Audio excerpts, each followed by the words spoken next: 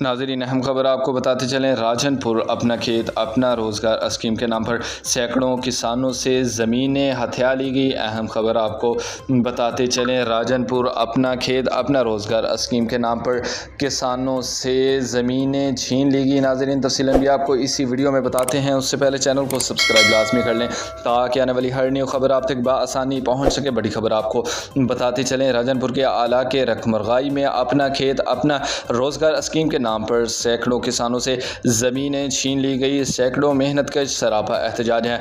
मुतासरीन का कहना है कि इंतज़ामिया ने हमारी काश्ता और हरी भरी ज़मीनों को कागज़ों में बंजर दिखाया और अपना खेत अपना रोज़गार में शामिल करके हमसे छीन लिया। किसानों ने वज़ीर आला पंजाब से मामले का नोटिस लेने और इंक्वायरी कमीशन बनाने का मुतालबा किया है।